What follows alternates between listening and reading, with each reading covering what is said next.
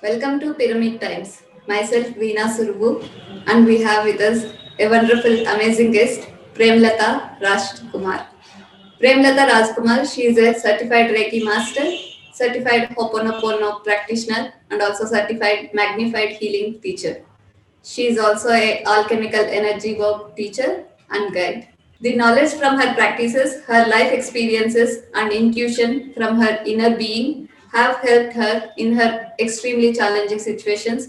She went through intense challenges all her life, right from the childhood, and realized that they were gifts in disguise to open her heart and connect with her inner being and allow compassion and understanding to flow. The conscious connection with her inner being, divinity within, helped her to have clarity of vision, greater understanding, and bring the knowledge of comfort energy medicine to help herself and others. She has also authored three books, namely 12 Steps to Inner Peace, Everyday Empowerment, and also Be Inspired. And her website is theawakeningjourneys.com. She has been offering a lot of free sessions as well as paid sessions serving people, both helping people resolve their material painful stuff as well as empowering them in their own spiritual journey and growth. With this, I welcome Premlatha Rajkumar for our Pyramid Time show. Welcome, Premlatha. Thank you, Veena. Yes. And in our Indian tradition, when we meet people, when we see each other, we say namaste or Namaste. namaskaram in my Tamil language. And the meaning of this is the divinity within me salutes the divinity in you. So this is such a powerful reminder for all of us that this body, this physical body is a shell, and the divine resides within this. And the divine is in all of us. So when we meet each other, we remind each other that, hey, don't forget that you have divinity within you. Connect with your divinity. And I feel that the greatest illusion on the planet right now is forgetting our divinity. And because we forgot our divinity, life seems to be in extreme chaos and fear. So I love this way of greeting each other. Namaste. Namaste, Veena. Namaste. Namaste, Premlatha. And today's topic is purpose of being human. Yeah. And what made you to choose this particular title, the purpose of being human? Yeah, the purpose of being a human is so beautiful, according to me, through my experiences. All my life journey, my life experiences have made me understand that to be a human is to really connect with our wholesome self. And the wholesome self is not only this physical and mental self, but we are multidimensional beings. We live in many dimensions. We have this great, grand, divine self in us. And many religious teachings, many ancient scriptures, they continuously tell us that this body is the temple and the divine lives in you. So as humanity, we have been more and more connecting with the physicality and the mental work, but we have never taken time. Very few of us have taken time to connect back with our divine self. So I truly believe that the purpose of being human is to connect with our divine self, is to become divinity in physicality. So the human is the divine going through a physical experience. And human experiences are very challenging for all humans. And the challenges are because life wants us to understand our capacity, how capable we are, how great solutions we can bring to the planet, what grandness we can bring into our life. That is why we have challenges. And if we forget our divinity and we are only connecting to physicality, we get into fear and extreme stress. So I truly believe that the purpose of being a human on the planet is to connect back with our divinity, to allow divinity to flow through us, to be the divine, to be the hands and feet and mouth of God on the planet. Because in the physical planet, we are the hands and feet of God. And we are here to do and create heaven on earth, to create, to shift fear. If there is fear, to shift fear, to really bring grand solutions. And that's why I wanted to talk on this topic of why what is the purpose of being a human. That is so amazing. And what exactly is spirituality according to you, and what are the practical benefits of following spirituality? Okay. Through my experiences, I understood that spirituality has nothing to do with any religion. Okay, spirituality is living in harmony with life. That is, mm, creating this harmony between the divinity in us and the humanity, living as divine humans. That is spirituality. To be in harmony with love, to be in harmony with existence. And I love to read a lot of research about the new science and quantum science and what does the new researchers say. And I found that in the 1980s there was thousands of researchers conducted all over the planet, um, uh, because people thought for a long time that the space around us is just empty space. There's nothing here, it's just empty. And then through thousands of research, recent research tells us that nature can never leave empty spaces. Nature fills everything. And so they found out that amazingly the space around us is brimming with energy. There is an energy ocean around us which is flowing through us, around us, everywhere. And they understood that everything is connected by this energy field. And they called it the divine matrix, or the field of infinite possibility. And why the researchers came to this conclusion that this is a field of infinite possibility, and why they called it as this conscious divine matrix, they call it by many different names. And the main thing I was intrigued was that they called it as the field of infinite possibility. um, uh, Through their research they came to three conclusions. The first conclusion was, this field of energy is like a container. uh, Everything material, all matter, exists within this field. There is nothing outside this field. And this field contains universes. It contains our energy, our thoughts, our emotions, the past, the present, the future, galaxies. Everything is contained in this energy field. And the second thing they noticed was, this energy field is like a bridge. It forms a bridge with our inner world and our outer world. So that is why prayer works. If we have this intention or conscious attention about some person and we are praying for someone, even if they are on the other end of the planet, the prayer reaches them. They get rejuvenated, they get refreshed, they receive our prayer. It's because of this energy field which forms a bridge between our inner world and our outer world. And then they found out the third thing. I am so intrigued by this because they found out that this energy field mirrors to us. It acts like our mirror. It mirrors to us our deeper subconscious beliefs. That means whatever is happening in our life right now, like the our job situation, our financial situation, the situation in our relationship, the situation in our the health of our body, anything and everything on the outside is a mirror of our subconscious beliefs that we are holding on the inside. We don't even have any idea what are the beliefs we are holding on the inside.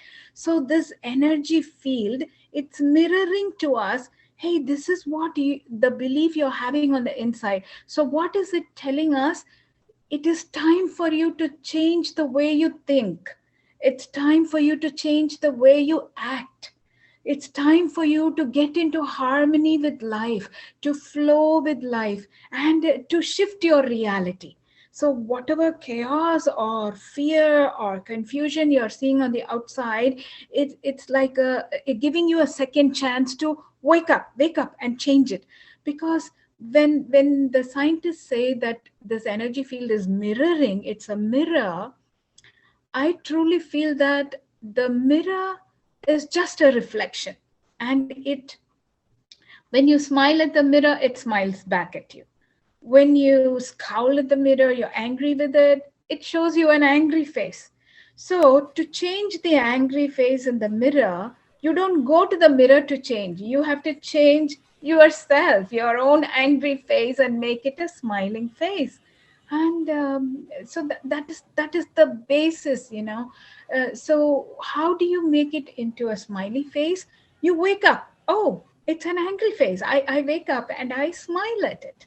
And so it's a choice. You can smile. You have the capacity to smile. It's not that, oh no, nothing works, this is it, life is bad. No, you have the choice to change your life. You have the choice to wake up and create the change, because you are the master being. So being a human in this physical body and waking up to our wholesome self and bringing the power into this planet is such a powerful work. This is the work all of us have come here to do. This is the work to realize our grander self and to bring grandness to the planet. And so this is what I feel is basically spirituality is becoming conscious, because consciousness is a very powerful force. Consciousness is the powerful force that creates. It's a powerful creative force. So that is Yes. what is spirituality according to me. And what is your main message from your books? Oh, my books, all the three books that I wrote, really, Veena, I just don't know how I wrote it, because I never understood that I had a capacity to write a book or anything. I feel that the more I was getting involved with connecting to my divinity, the more I was involved in asking the question, how good can I be? What is happening in front of me that I need to learn? The more I asked this question, there were more thoughts flowing and flowing to me. And I understood that my work is to live in harmony with these thoughts, to really look at life from a higher perspective through these thoughts and through these awakenings that I was having. And I think the book wanted to be born. It's just bubbling these thoughts, and I started writing these thoughts, and sharing it with social media like Facebook and Twitter, and I was just sharing it. And the more I started writing, there were more people connecting and saying, hey, it resonates. I wanted to hear this today. I needed this answer today. And I understood, oh my goodness, it's nothing about me or I writing the thoughts. It's the same message in every single human being, and we all are seeking that, and it resonates with us. So if what I write is resonating with you, it means the message is in you, and it is Mm. your message, and I simply have put it into words, that's all, you see. So the books, they wanted to be born, they wanted to be a physical message for people to connect anytime, anywhere. And so I thought, okay, if it wants to be born, it wants me to do some work with the thoughts. I started writing them down, right? And so beautifully, there were people who came into my life, especially when I published my first book. My co-author Cheryl Lynn Christian, such a beautiful person, she came into my life. She connected with me through Facebook, and she is a clinical psychologist. And she said, "Poppy, my friends and my family call me Poppy. It's easier for them to, and more intimate to call me Poppy." And so Cheryl told me, um, Poppy, your writings are beautiful. Let us create a book. And I said, oh my God, you want me to write a book? I just don't think I have that in me. But she said, okay, you just write it, and let us publish a book on Amazon on the free publishing. And then she told me, uh, I feel I receive a whisper from spirit saying the book should be named as 12 Steps to Inner Peace. And I was stunned, amazed, because on my computer, all my writings, I have kept them in 12 different folders with 12 topics like forgiveness, trusting life, gratitude, visualization, imagination, like that. So I had 12 different chapters. And I was amazed when she said 12 steps to inner peace. And I said, oh, yes, we are on the right path, because it all resonates. And so the book was just written in 3 months. In 2012, 12th December, we published our first book, 12 Steps to Inner Peace. And I'm so grateful that the message of this book is reaching many people today.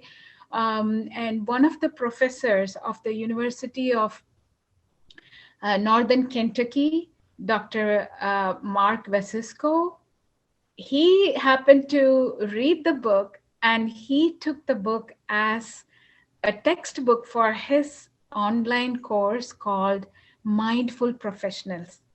And the students, all his students are um, people, ordinary people in professions like doctors, nurses, teachers, housewives.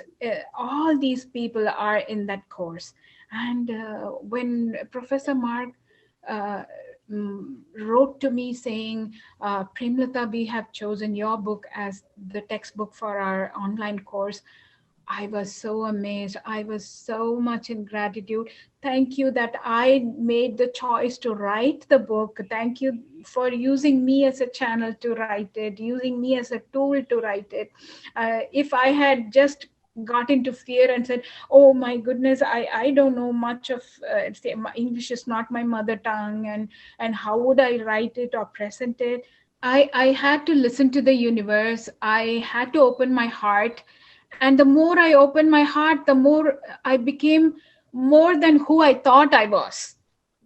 So when I became more than who I thought I was, could not stop and feel uncertain. Oh, let me stop. No, it's a never ending journey. When you connect with the divine helps you to move with effortless ease. So just trust the journey and flow with it. And that's how the first book came. When I was writing my second book, I went through extreme challenge. My husband became bedridden, and he was going through a life-threatening disease. And I was his caretaker. And every time um, I am afraid, or I am in extreme grief, or my emotions are overwhelmed, so at that time I sit with myself, and I place my hand on my heart, and I ask my divine self, my divine presence, what is it I need to do now? And then the thoughts flow. Step by step, they flow. And so I started writing them down. And that's when I published my second book in 2015. It's called everyday empowerment. Every day, the thoughts that flowed and helped me to move one step ahead, move in my life. That's when I wrote this book. And this book also was, uh, so many people wrote back to me after reading that these messages are resonating so much and helping them to live life one day at a time. And in 2018, the end of 2018, my husband passed away. And the entire year 2019 was extremely, I was grieving a lot. But then I understood that those 6 years that he was suffering, my divine self was telling me, don't look at the past, don't even think of the future, just to be present here now. And the more you are present, the more you will be very consciously connected with Him, and you will be able to give 100% of your consciousness to Him, and you will do your best. So I completely, sincerely followed that. Every time I was near his bedside, I did not allow my mind to run away with me, like telling, oh, in the past, this man was so tall and handsome, and how healthy he was. And now he is just skin and bones on the bed. No. And not thinking tomorrow what will happen. No. I just kept very sincerely to the present moment, consciously connected. What does he need now? So what I will connect with him consciously and ask him, what do you need? And I will cook the foods that he likes, and I'll give him everything that he needs at that time. So I did this every step of the way these 6 years. And when I took life one step at a time and consciously present doing everything, after he passed, whenever I thought about it, I felt so much of satisfaction that, hey, I was there present 100% of the time. I was present near him, and I did my very best. I was able to do everything that he needed. And my heart flowed with satisfaction. Thank you, Spirit, for helping me to guide me to do this. If I was crying and I was exaggerating his pain and constantly thinking about the past or the future, I could never have done what I did. So those 6 years taught me amazingly, it taught me patience. It taught me to be in the present moment. It taught me to completely trust life. And from that place of completely being in conscious connection with the divine, I published my third book, which is Be Inspired. So every day I was inspired. Even after he passed away, that entire 1 year, 2019, was an extreme year of grief for me. I couldn't talk to anyone. I couldn't. I had to sit with myself, and I knew it was my time, because those 6 years I didn't give much time to myself. So I sat with myself, I processed my emotions, I processed my thoughts, and I knew the more I do this for me, I am also doing it for people around me, because we are energy beings, and our energy, we are all interconnected. And if I am pulling myself down in pain and sadness, the energy ripples and touches everyone around me. So if I enter a room and I'm extremely sad, everyone around me becomes sad. So when I make it a choice to uplift myself, so how do I uplift myself? I change my thoughts. I i consciously make myself to see the gifts of life. When I see the gifts of life, I come back to joy. My God, everyone is energy. Even if my husband is not in his physical body, the physical body was just a shell. And when I think of him, he is there, consciously connected. We are never separate from each other. So this is the main theme of my book, that we are all energy. energy beings, and we are never separate. All ancient peoples all over the world, they understood this. All ancient scriptures talk about this, that there is no separation. Separation was the greatest illusion on the planet. Because of separation, it became a very successful game. Seeing ourselves separate from each other, we became very competitive. We started competing with each other. We started having so much fear because of the competition and comparison with each other. So the entire humanity fell into fear and confusion, and because of the competition and comparison.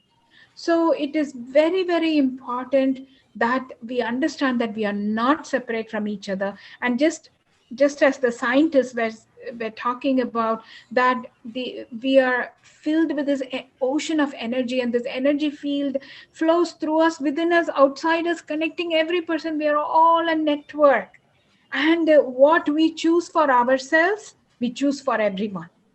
If we love ourselves, our love ripples out to every person around us. If we stop judging ourselves, we stop judging everything around us. If we start noticing the gifts in life and we come into joy, everything becomes joyous. We start creating beauty and joy. There is actually another scientific research that thrilled me, and I heard this from Dr. Bruce Lipton, saying that the chemistry in our blood actually decides the health of our cells. And the chemistry in our blood is from our perception of life. So if we are looking at life as beautiful, and if we learn to look at the gifts in life, and start choosing the attitude of gratitude, um, our brain immediately releases chemicals which are like happy chemicals, which go and revitalize our cells. They bring so much health to our cells that we become younger, we live longer, our life becomes joyous, we self-regulate the healing of our body, we become healthier. But at the same time, if we start looking at life as threatening, oh, this is not good, she said that to me, my neighbor did this to me, 20 years ago somebody did this to me, and still thinking of all these judgments and criticism and bad negative behaviors of people, and exaggerating it in our mind every day with our mind story, we are the perception we are bringing to our body and mind is that life is threatening, life is not good. And the moment we give this message, this perception about life to our brain, it releases chemicals into our blood, and these chemicals immediately prepares the body to fight against the threatening situation.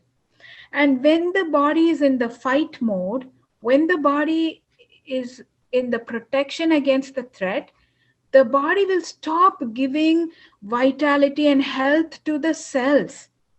And so we become emotionally drained, we become tired, our cells become tired, we go into our health fails, we become sick, we lose our happiness, our joy, our beauty fades. And if we are not in joy, we cannot help ourselves in any way, neither can we help anyone around us. And we have to very carefully understand, I am an energy being. I am not this physical body shell. I am not this mind. I am not even this personality. I am this powerful energy being who is residing inside this physical shell. And I have the power. I have the power in me to change my life, to heal my body by waking up, becoming conscious. So, what is becoming conscious? to raise my consciousness, to take the first step in courage, to take the first step to stop judging, to take the first step to start looking at the gifts of life. The moment I take the first step, the divine takes 100 steps for me. The divine meets me where I meet the divine. My body was dead, but I was alive. I could see you all. I could see what was happening. I know where I went. I went and saw my grandfather who passed away. I saw my children who have died, my entire generation. I saw my dogs and cats that had died. So everything is energy. Everything is. Nothing is destroyed. It's just the physical body that changes form. It's not, it's even the physical body is not destroyed, it just changes form. And why are we in this physical body shell right now? We are here to experience limitedness, to experience challenges, so that we will understand how capable we are to face these challenges, how beautifully we can work with our divine self and create grand solutions for ourselves and for our planet. So today, the world around us is in so much fear and chaos. And it is a great message. It is a chance we are having as a human to, the world is telling us, wake up and consciously connect with your divine self and bring grander solutions, because you are the master here. You are the one who can change this. And I remember the famous quantum scientist Max Planck and many of the quantum scientists. I remember their words when they say, matter exists as a force with a conscious intelligence behind this force. So it's all about this conscious intelligence. Consciousness is fundamental. So even if it's a dust particle in front of you, even if it is a dust particle dancing in the sunlight, you cannot see it. It will not exist unless there is a conscious intelligence behind it. You can't see it. You see? So this is so huge that, hey, you are conscious. You are never born, you never die. You experience birth, you experience death, you experience growth, but you are always there. You are never born, you never die. So if there is something that exists, it exists because of conscious intelligence. So consciousness is the force behind all creation. So when we are in harmony with our divine presence, we create grandness. This is the entire message of all my books, all the three books. This is the most relevant message there. And in my first book, I share a lot of my personal experiences in each chapter, because I want people to understand that, hey, if I can do it, you can do it.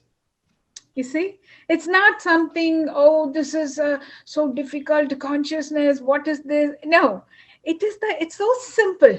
If I can do it, really, you can do it. Because we are all the same. We are the stuff that we are made up of is this energy ocean. That is the stuff we are made up of. We are all connected. And if I can do it, you can definitely do it. So in each chapter, I have a small story from my life experience. And one of the very intriguing experience I wanted to share today is funny, actually. We were living in Charlotte in North Carolina at that time. This must be about some 12 years, 15 years, 12 to 15 years ago. And we had newly moved into an apartment. And suddenly there were fleas that were biting us. I never came across fleas. There were these very tiny insects. You can't even see them. They sting you everywhere, and you get these bumps and scratching all over. And because someone in the neighborhood said they are fleas that are biting you, that's why you can't see them. So I went to the store and I got a flea spray to spray on these insects.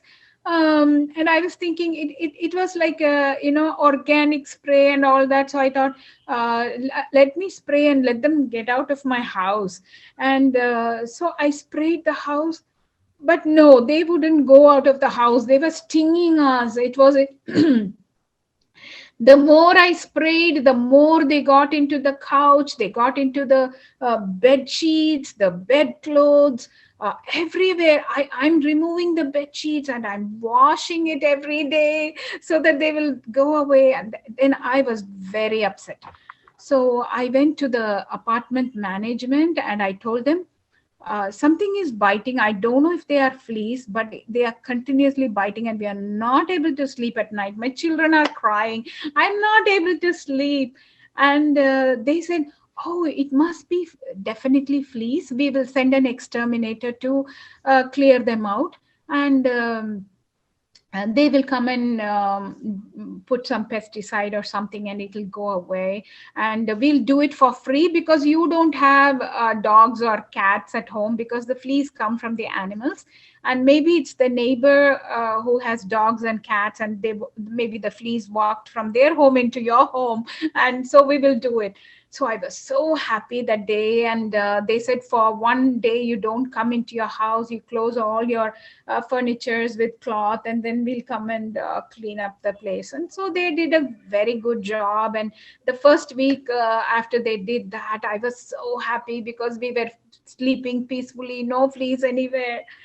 And then a friend called me over the phone and I was talking to her about the fleas. And she said, oh, don't get comfortable, because you know what the fleas will do? They will lay their eggs on the edge of the carpet. And after a week or 10 days, you will start getting the biting and scratching again. I was so upset. And just like she said, within the next 2 days, the fleas started biting again. And I was very, very upset. I wanted to kill them. I was so angry with them, And in my anger, the fleas, a flea came and sat on my cheek, and I saw the flea, and I was very angry with the flea. And I sat down and I cried so much because I was so angry. My anger came out as, crying, and I cried and I said, why? And then I understood, oh my goodness, I have the choice to connect with my divinity, and everyone is connected. If a dust particle has a conscious intelligence, I have a conscious intelligence, I have divinity in me, and the flea also has divinity in it. And so I sat quietly, silently with myself, and in my mind's eye, I called the fleas. I called the guardians, the divine guardians of the fleas. I lined them up in my mind's eye in front of me. I called my divine guardian and I said, oh, divinity, please help me to connect with these fleas. I have to talk to them. And I understood that the flea situation was so powerful. It was a gift in my life. It was asking me to take up the mastership of my life, to speak words of power over the situation. And so I in my mind's eye, I lined up all these fleas and I told them, see, this is my home, my space. This body is my space. This home is my space. So I want to be happy in my space. I want you all to get out of my space and go to your space, whatever that is. I don't want you to be in my space. So I want you right now, right here, to move out. And I said that very clearly. And I just sat silently with myself. I thanked the divine for giving me this chance to speak words of power, to really choose to speak words of power, to choose to take up the mastership of my life. Really, we are the captain of our ship, of our life, And that very moment, Veena, the fleas left. Wow. They never, not even one single bite on my children or on me. We slept peacefully till today. There is not a single flea in my house. We moved so many places after North Carolina. I have not had a flea bite again. And I know that they listened because they also have this conscious intelligence in them. And when I connected with that, I was able to create that grandness in my life. So the fleas were literally my teachers. They were my teachers. They gave me a second chance to wake up and connect consciously. Yeah, sometimes life gives us lessons in a very different way and helps us in our own evolution.